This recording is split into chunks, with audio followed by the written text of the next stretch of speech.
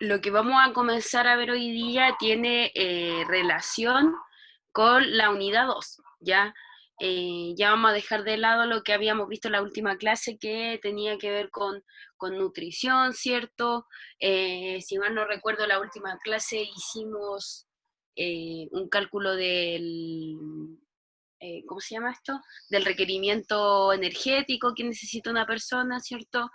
Etcétera, ¿ya? Bueno, en todo caso, siempre los temas están súper conectados, ¿ya? No son temas aislados que vamos a ver esto y después esto, no. Siempre la unidad a unidad tienen alguna conexión y es importante ir revisándola, ¿ya? Lo que vamos a comenzar a ver, como les decía ahora en esta segunda unidad, tiene relación con la célula, ¿ya? Concepto que yo creo que lo han visto, pero los que están conmigo desde sexto básico, ya lo hemos revisado, ¿cierto? En otras ocasiones, quizá esto igual se parte viendo desde quinto, ¿ya? Quinto, sexto, séptimo, todos los años se revisa de cierta forma, ¿ya? No se revisa con la misma intensidad porque, por ejemplo, en quinto básico se comienza viendo características de la célula y en sexto ya se comienza a ver estructura, función, tipo de célula, etcétera, ¿ya? Se va aumentando el nivel a medida que va subiendo ¿cómo se llama? Va aumentando, perdón, la dificultad a medida que va subiendo el nivel, ¿sí? Entonces, chiquillos, lo que vamos a ver esta clase, aparte de conocer lo principal de la célula o recordar, ¿cierto? Vamos a conocer las primeras teorías celulares que surgieron en torno a la célula. O sea, las teorías celulares son aquellas que comenzaron a hablar de que existía algo pequeñito, ¿sí? Algo que estaba compuesto, o sea, el cuerpo, otros tejidos, otras cosas, ¿cierto? Tanto animal como vegetal, estaba compuesto de algo que no se sabía lo que era. Entonces se hicieron diversos estudios, diversas teorías por distintos personajes, ¿cierto? Y se llegó finalmente a la conclusión de que esto pequeñito que se observaba en el microscopio, ¿cierto? Era parte o era la unidad funcional de todo ser vivo, ¿sí? Que obviamente es lo que nosotros vamos a llamar la célula, ¿ya? Entonces, el objetivo de la clase, chiquillos, tiene que ver con conocer cuáles son las primeras teorías celulares que se fundaron, ¿ya? Y yo le agregaría ahí también conocer las características de la célula, ¿sí? Porque después de la creación de estas teorías se llegó digamos, en este caso se llegó a un acuerdo, ya se establecieron ciertos parámetros, ciertas características comunes de la célula, ¿sí? Y eso es lo que vamos a revisar hoy día, que es más a rasgos generales, ¿sí? Entonces, importante conocer la primera teoría celular, ¿cierto? Que fue en 1665, fue por Robert Hooke, ¿cierto? Que era este caballero, ¿cierto? Él escribió un libro llamado Microfia o Micrografia, ¿cierto? En donde su libro trata principalmente de la descripción de la célula, ¿ya? ¿Cómo él habla de la célula? Porque en este caso uno puede decir, él de dónde sacó estos estudios, de dónde pudo saber qué es la célula, ¿cierto? Él, todos estos estudios los sacó de investigaciones anteriores, ¿ya? Esto quiere decir que antes de Robert Hooke, ¿cierto? Hubieron otros investigadores científicos que de cierta forma hablaron de la célula, ¿cierto? De cierta forma ya tenían, digamos, investigaciones o escritos, ¿sí? Que hablaba de este concepto. La diferencia está en que, claro, ellos hablaron de estos conceptos, en este caso especialmente de la célula, ¿sí? Hablaron de este concepto, pero no lo llevaron a la práctica, ¿sí? Dejaron eso como investigación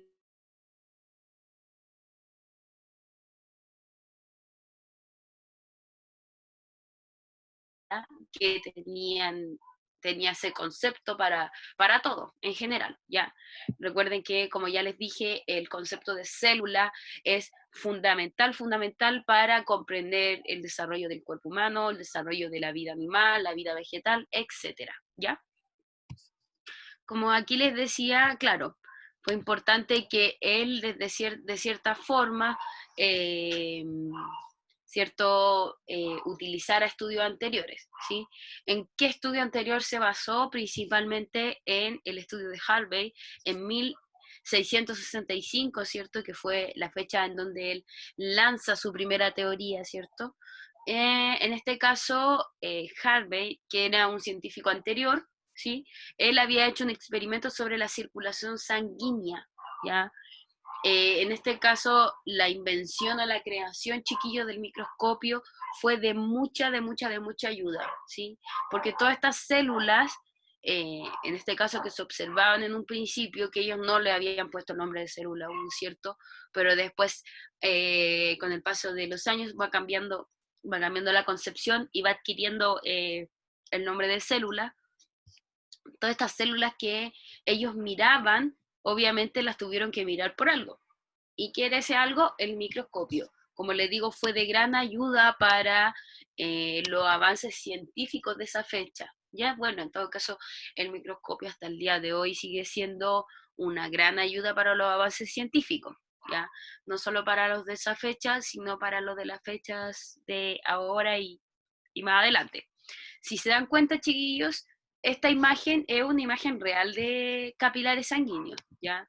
Si uno, por ejemplo, quiere observar las células de su sangre, claro, lo que tiene que hacer obviamente es tomar una muestra de sangre, ¿cierto? La coloca en estas plaquitas o láminas de vidrio que se les llama la muestra histológica, ¿cierto? Es una plaquita de vidrio, uno coloca, ¿cierto? Como, no sé, puede usar un cotonito o lo que sea, ¿cierto? Lo coloca sobre esta muestra, ¿sí? Como que lo esparce un poquito la sangre, digamos. Y esto después lo pone al microscopio, ¿sí?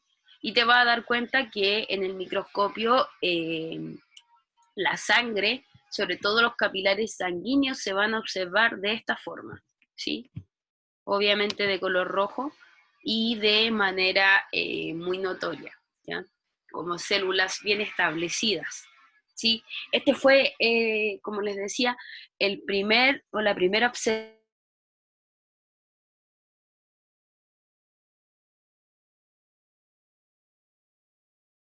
Luego tenemos, chiquillos, porque, bueno, antes de pasar a la otra teoría que existió, hay que entender el por qué van cambiando las teorías, ¿ya? Las teorías no van cambiando porque sí, sino que las teorías van cambiando porque existe una debilidad en la teoría anterior. Es decir, la teoría de Robert Hooke, ¿cierto? Era buena en sí, ¿cierto? Porque determinaba el concepto de célula, pero tenía cierta incongruencia o quizás ciertos vacíos que otra nueva teoría necesitaba llenar para que cada vez se fuera llegando más al concepto de células, ¿ya? Por lo tanto, es como en 1674, Anton, ¿sí? Anton van Leeuwenhoek, los nombres son bien extraños, ya no va tanto al caso pronunciarlos bien y nada, porque de repente puede pasar que no, ¿cierto? Pero la importancia de que este científico en 1674 toma los conocimientos obtenidos por Robert Hooke, ¿cierto? Digamos, en la investigación anterior, y obviamente comienza a investigar o mirar células diferentes, ya no solo las células sanguíneas, sino que ahora empieza a mirar otro tipo de células, ¿sí? Que se encuentran o se expulsan de otra parte del cuerpo. Por lo tanto, él en una muestra que él realizó, ¿cierto? En donde utilizó líquido seminal, él pudo observar la presencia de muchos microorganismos vivos que se movían para todos lados, ¿cierto? Y también pudo observar algo súper importante y uno de los microorganismos o célula que obviamente hasta el día de hoy conocemos súper bien, que es el espermatozoide, Ya en 1674 se conoce la estructura del espermatozoide como una célula diferente, ¿ya? Ya no solo se conocían las células redonditas de los vasos capilares, sino que ahora se descubre la célula del espermatozoide.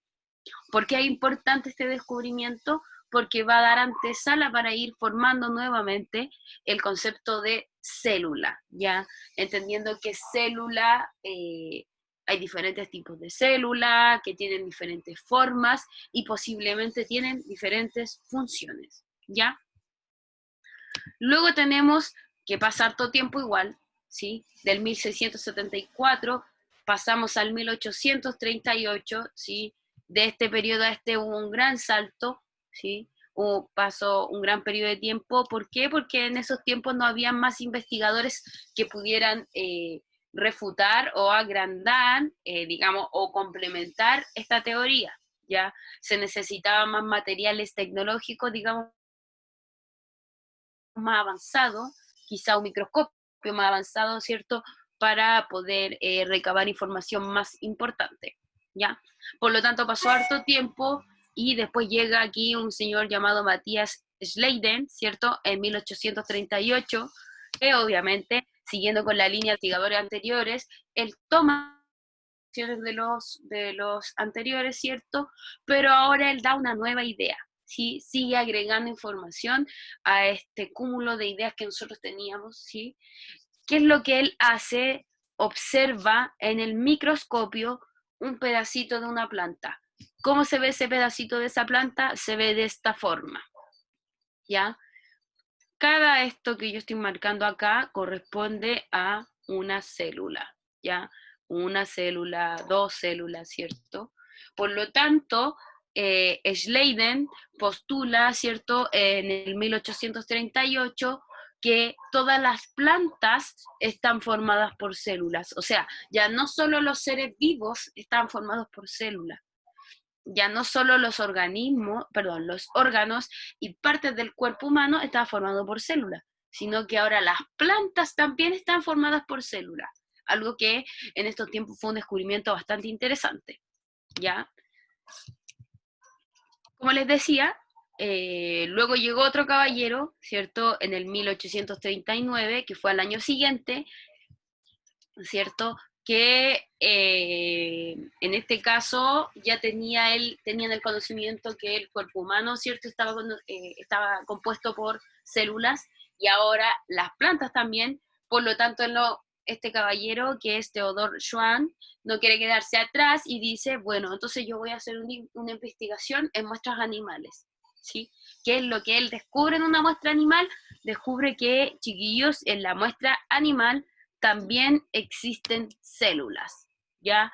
Por lo tanto, ya llegando a una etapa casi del 1840, hay tres descubrimientos súper importantes, ¿ya? Con respecto a la célula, ¿sí? Tenemos que la célula forma parte de todos los seres humanos y de la gran mayoría de sus organismos, ¿cierto? Perdón, órganos, ¿sí? También tenemos que la célula forma las plantas, ¿cierto? O sea, que todas las plantas están formadas por células, miles de células, y ahora tenemos que los animales están formados por células también, ¿sí? Tenemos tres conceptos fundamentales, chiquillos, para llegar a una concepción después, más adelante, de célula, ¿ya? Y tenemos, podríamos decir, al menos se podría decir, yo podría decir que en el 1855, uno de los últimos, digamos, personajes o científicos que viene a dar sus ideas, ¿cierto?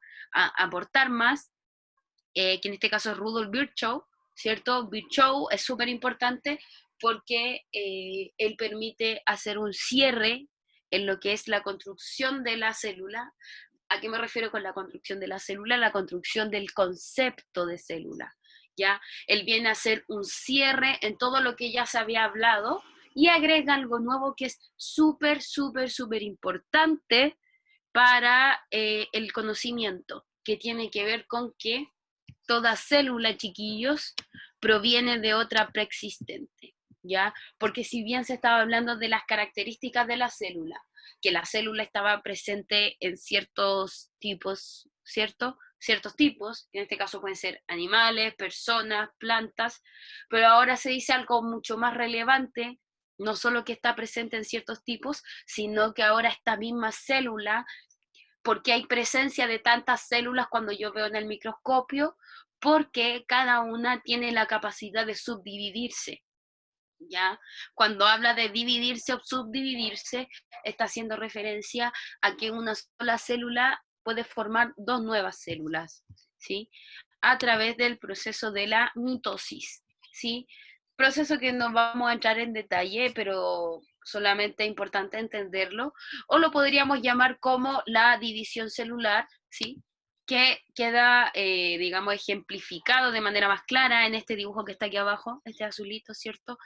En donde teníamos una sola célula, ¿cierto? Lo que está alrededor llamado citoplasma se comienza a estirar, ¿cierto? A estirar, lo que produce ya casi una división de estos dos materiales, por lo tanto el material genético o ADN que estaba aquí, ¿cierto? Se va a dividir para que ambas células tengan el mismo material y sean, digamos, estén compuestos de lo mismo, ¿ya? Entonces, como ya les decía, tenemos varios descubrimientos que son súper relevantes, ¿sí? Para más adelante hablar de la concepción de un concepto nuevo, que en este caso iba a ser la célula, ¿ya? Bueno, igual existieron otros tipos de investigaciones que claramente van a hablar de la creación del citoplasma, que existe un citoplasma, ¿cierto? Que existe un núcleo en la célula, que en algunas células no hay núcleo, pero sí hay ADN, ¿cierto? Que es fundamental para toda célula, etcétera, ¿sí? Pero nosotros revisamos estas teorías de estos personajes porque son las más relevantes con respecto a la creación del concepto celular, ¿ya? Entonces, aquí es, como yo les decía, que nace la gran teoría celular, digámoslo de cierta forma, en donde existen tres postulados súper importantes, que en este caso son postulados que van a caracterizar cualquier tipo de célula y que va a estar de aquí para siempre, digámoslo de cierta forma. Son tres ideas a partir de una sola célula, ¿sí? Quiere decir, o más que nada, estos postulados refieren, chiquillos, a, primero, que todos los seres vivos estaban formados por células, ¿cierto? A partir del experimento de Harvey, ¿cierto? Que Hawking tomó el tema de las células sanguíneas, ¿cierto? Etcétera. Bueno, se hicieron otra serie de experimentos, pero a partir de ese y de las conclusiones a las cuales llegó Hawking, se puede decir que, número uno, primer postulado de la teoría celular, es que todos los seres vivos están formados por células, ¿ya? Número dos, o postulado número dos de la teoría celular, es que en la célula ocurren todas las funciones vitales de un organismo. Es decir, nace, como mostrábamos el último caballero que fue súper importante, ¿cierto? Que él habló de la división celular. Nacen, se alimentan, se desarrollan, mueren. O en algunos casos se dividen para, quedan vivas, ¿cierto? Y se dividen para seguir viviendo, ¿ya? Número 3, postulado número 3, todas las células poseen o proceden de otra preexistente, ¿ya? Que es lo que nos hablaba Virchow en su experimento o investigación, ¿sí? Que era su postulado súper importante, ¿ya? Entonces, desde este momento se comienza a comprender realmente el concepto de células, ¿cierto? A grandes rasgos, ya se tienen tres postulados súper importantes para hablar de células, ¿ya? Por lo tanto, ahora vamos a adentrarnos en, digamos, en la materia que nos convoca, ¿cierto? Que es la célula, empezar a describir una célula, ¿ya? Obviamente por el tiempo hoy día vamos a conocer las características principales o esenciales de una célula solamente, porque más adelante vamos a ir conociendo cada una por sí sola, ¿ya? Porque hay tipos de células y va a depender de una de las características internas que, ¿sí? Pero cuando hablamos de células, chiquillos, estamos hablando de que es la unidad estructural y funcional, les coloqué acá, de todo organismo. Unidad estructural porque es la estructura base de todo nuestro cuerpo. Nosotros estamos formados por millones y billones de células, ¿cierto? ¿Sí? Por ejemplo, vamos a ir de lo más grande a lo más chico. Tenemos el organismo del ser humano, tenemos los sistemas, que son sistemas digestivos, sistemas respiratorios, circulatorios, etcétera. Luego de los sistemas tenemos los órganos, luego de los órganos tenemos los tejidos, ¿cierto? Luego de los tejidos tenemos la célula, ¿ya?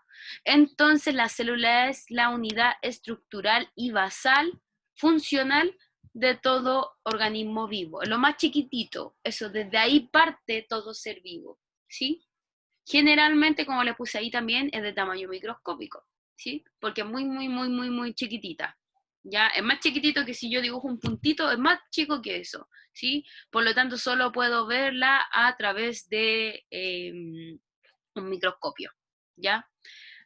Hay tres elementos bases que posee la célula, chiquillos, ¿ya?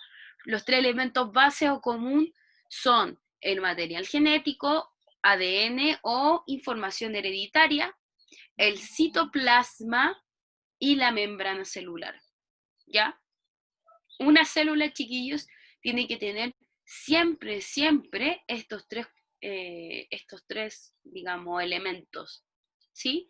Si una célula no tiene estos tres elementos, le falta alguno, quiere decir que la célula está incompleta, por lo tanto no va a cumplir su función, ¿sí? Estos son los tres principales y vamos ahí a mirar por encimita otros organelos que existen. ¿Cuáles son estos? En esta célula tenemos el citoplasma, que vendría siendo esto celestito que hay aquí alrededor, ¿cierto? Tenemos el núcleo, ¿sí? En este núcleo, ¿sí? Porque hay células que no tienen núcleo y hay otras que sí. En este núcleo va a estar contenido el material genético, ¿cierto? Y tenemos la membrana celular, que es lo que rodea a la célula, ya que va a ser una especie de aislante de otras células, y también a través de la membrana van a ingresar, eh, digamos, nutrientes para obviamente alimentar la célula, ¿ya? Entonces, si nosotros nos preguntamos qué es el núcleo obviamente yo les mostraba que era la pelotita que está ahí. ¿Qué es lo que tiene el núcleo? El núcleo, chiquillo, lo que tiene o contiene es, como ya les mencionaba, es el ADN o material genético de cada célula. ¿Ya? Nuestra célula está compuesto por millones o sea, nuestro cuerpo está compuesto por millones de células, y estas millones de células contienen millones de informaciones genéticas o millones de ADN, ¿sí? Obviamente todos estos ADN vienen desde nuestra familia, porque el ADN es la característica que uno tiene que conserva de la familia, ya sea de la familia del padre o de la familia de la madre, ¿sí? Esto que vemos acá es el ADN, esto azul, pero de esta forma se muestra enrollado, ¿sí?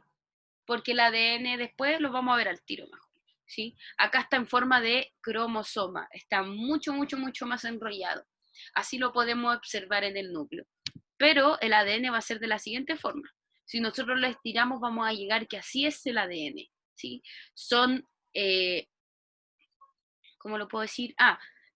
Son dos hebras, ¿cierto? Que se juntan, ¿sí? Forman una hélice, ¿sí? En donde se van a mezclar dos cosas que vamos a llamar bases nitrogenadas. Como parte, tenemos que el núcleo está compuesto por puros cromosomas de esto. Cada cromosoma tiene una información diferente de ADN. ¿Cómo es el cromosoma? Primero es así, luego si nosotros le hacemos un zoom a este cromosoma, lo vamos desenrollando, porque si ustedes se fijan, esto está súper, súper, súper enrollado. Si lo vamos desenrollando un solo cromosoma, ¿sí? Recuerden que nosotros tenemos 32 pares de cromosomas, ¿sí? Si nosotros lo vamos desenrollando, vamos a llegar a esto, ¿sí? Que, como ya les mencionaba, se le denominan bases nitrogenadas, que sería adenina, guanina, citosina y timina. Así se les va a llamar. ¿Qué ocurre con estas bases nitrogenadas? Son los puentes de conexión de hebra a hebra, ¿ya? Por ejemplo, esto lo voy a ver súper superficial, ¿ya? Por ejemplo, tenemos que la timina siempre tiene que conectarse con adenina. Puede ser como sale acá en distinto orden, que va A y después T, o T y después A. Y guanina siempre tiene que conectarse con citosina. G con C o C con G. Nunca puede existir una conexión entre adenina y guanina o adenina y citosina, porque no son bases nitrogenadas que deben juntarse. Si se juntan bases nitrogenadas que no deben juntarse, lo que puede producir es una malformación o una alteración en el ADN. O sea, lo que me refiero con alteración en el ADN es que probablemente la persona salga con una malformación, ¿sí? Por ejemplo, los niños con síndrome de Down ocurrió una malformación o un problema en el cromosoma 12, ¿ya? Ahí posiblemente no se juntaron las bases nitrogenadas que correspondían, por lo tanto ocurrió un error en este caso, ¿ya? Tenemos otro aspecto fundamental de la célula que es el citoplasma, ¿ya? El citoplasma, chiquillos, lo vamos a resumir en todo lo que contiene la célula, que es líquido, ¿sí? Acuoso, que va a contener a los organelos celulares, ¿sí? Los organelos celulares los vamos a ver más adelante, pero más que nada son esos dibujitos que nosotros vimos alrededor en el interior de la célula, ¿ya? Que cada uno cumple función específica. Bueno, aquí está. Tenemos diferentes organelos celulares, ¿sí? Esta es la mitad de una célula, ¿sí? Es la mitad de una célula con distintos organelos, ¿ya? Por ejemplo, tenemos que el 1 es el nucleolo, el 2 es el núcleo, ¿cierto? Tenemos los ribosomas, las vesículas de secreción, retículo endoplasmático rugoso, aparato de Golgi, citoesqueleto, etcétera. No los vamos a revisar ahora porque solamente es una pincelada por encima para que ustedes vean que hay distintos organelos dentro de una célula, ¿sí? Probablemente en la próxima clase vamos a revisar cada uno y cuál es la función específica de cada organelo, ¿ya? Porque todos tienen funciones específicas y diferentes que obviamente ayudan a que la célula pueda tener un proceso correcto, ¿ya? Finalmente, chiquillos, tenemos otra parte de la célula que es la membrana plasmática, que yo les había hablado que es la parte de afuera, ¿sí? La que rodea la célula. ¿Por qué es tan importante, chiquillos? Porque bien les decía que es la que permite el ingreso, ¿sí? O salida de algunas sustancias, ¿sí? La capa más o menos es así, como esto de acá. Sí, bueno, acá esto de acá es una imagen real de una capa, ¿sí? Que es vista por un microscopio, ¿sí? Esta capa está formada por fosfolípidos y proteínas. ¿Qué son los fosfolípidos y proteínas? Son estas, digamos, estas cositas grandes que están ahí, que son canales, que cuando ingresa nutrientes, etcétera, a la célula, lo que hacen estos proteínas o fosfolípidos es se abren, ¿sí? Van a tener ahí como un puente al medio, se abren, ¿cierto? Y por ahí va a ingresar estos iones que se les llama, ¿ya? ¿Qué es lo que la función de la membrana, como ya les mencionaba, es más que nada define límites, ¿cierto? Y mantiene el equilibrio en el interior y el exterior, es decir, mantiene el equilibrio de lo que está dentro de la célula como lo que está fuera de la célula, ¿sí? Más que nada ella decide de qué es lo que entra y qué es lo que no entra, ¿sí? Eso, chiquillos. Entonces, no va a haber actividad, sí, porque igual es harto contenido, entendiendo, claro, entendiendo que el tema de células es bien, bien extenso, ¿ya? Eh, Importante de lo que vimos hoy día, ¿sí? Las teorías celulares, ¿cierto? Que es a partir de distintas investigaciones que realizaron diferentes caballeros, ¿cierto? Se pudo crear el concepto básico de la célula y bueno, a partir de eso nosotros hoy en día podemos conocer las características básicas de cada célula, ¿ya? Ahora, si tienen alguna duda, me gustaría que activen nomás su micrófono, yo mientras tanto voy a ver eh, El chat, sí.